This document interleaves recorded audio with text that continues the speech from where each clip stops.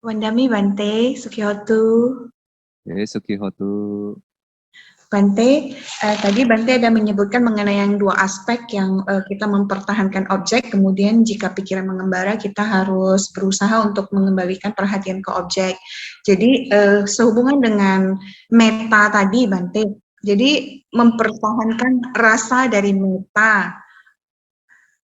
Jadi rasa dari meta itu saya menjadinya agak confused Bante karena kan itu kan keinginan tulus agar makhluk bahagia.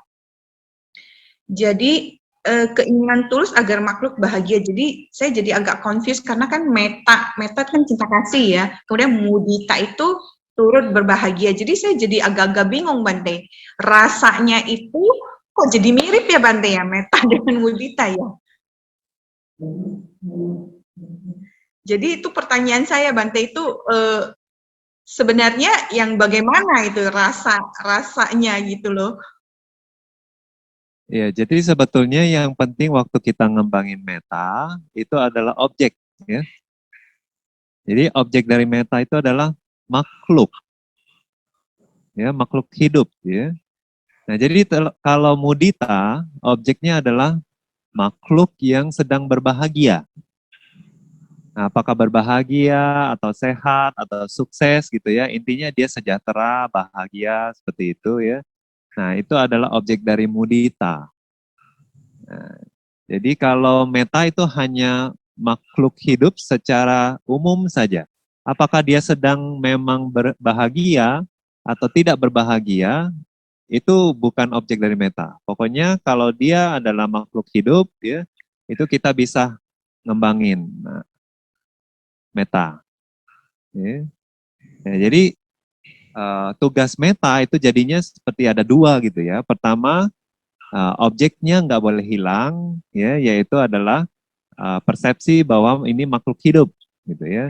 Nah, pada saat kita melihat makhluk itu, ya, di dalam batin kita, nah kita itu mengembangkan semoga makhluk ini bahagia, semoga makhluk ini bahagia, seperti itu.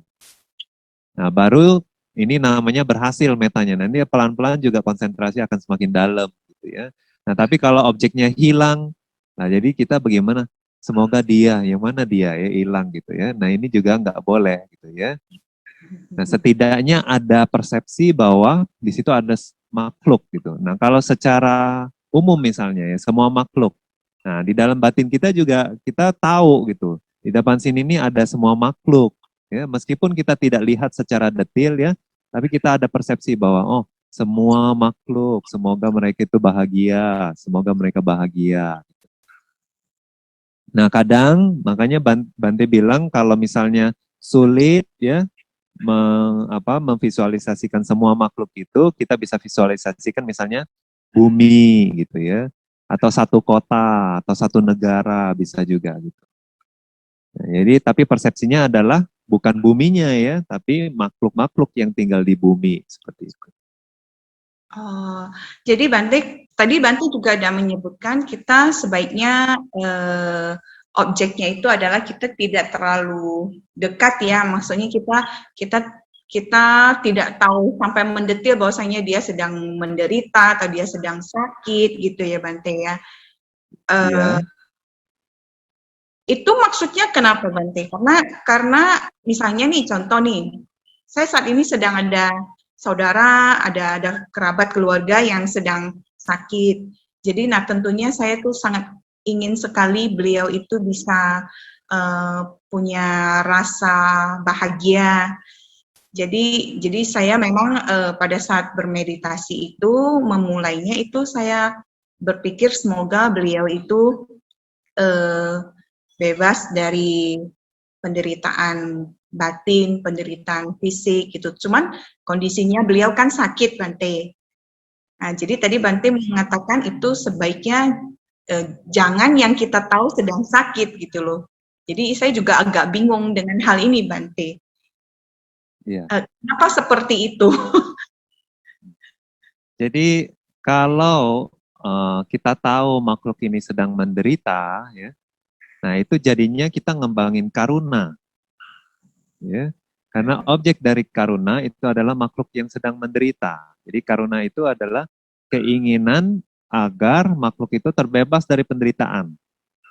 Nah, makanya biasanya kalau karuna, ya kalau misalnya ibu mau ngembangin karuna, ya, ibu visualisasikan, ya, saudara ibu itu, ya, semoga dia bebas dari penderitaan, gitu ya, atau semoga dia cepat sehat, semoga dia cepat sehat. Nah, seperti itu, nah itu karuna, ya.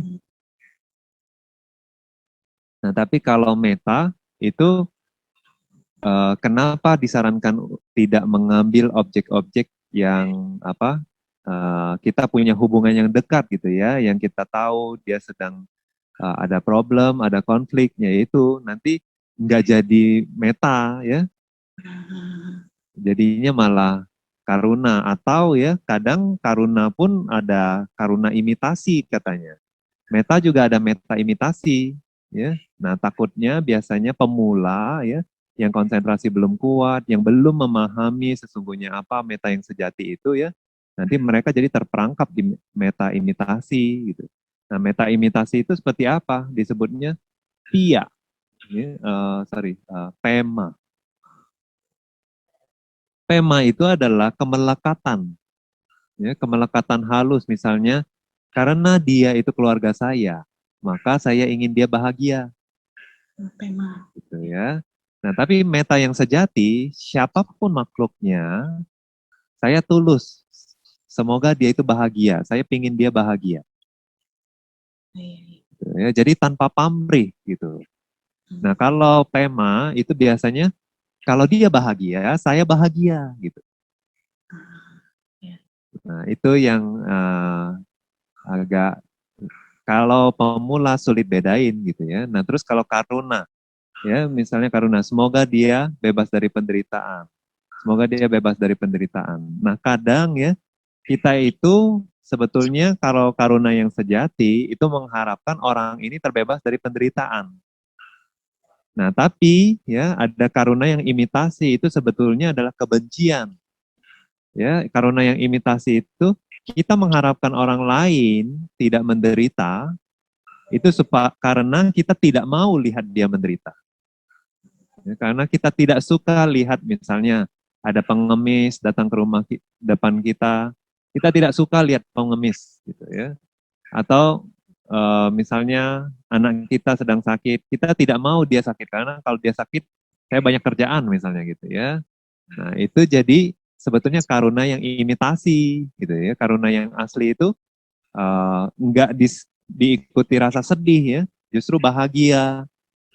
Nah, biasanya kalau di kehidupan sehari-hari, pada saat kita itu menolong orang, nah pada saat kita menolong orang, biasanya kita bahagia melakukannya. Nah, perasaan itu biasanya namanya karuna, karuna yang asli gitu ya. Nah, dan kita melakukan itu bukan karena kemelekatan kita terhadap orang itu, atau karena hubungan kita yang baik sama orang itu, bukan. Tapi murni mengharapkan keinginan biar orang ini terbebas dari penderitaan.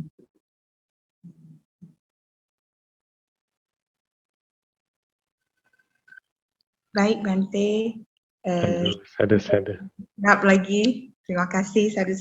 Ya, terima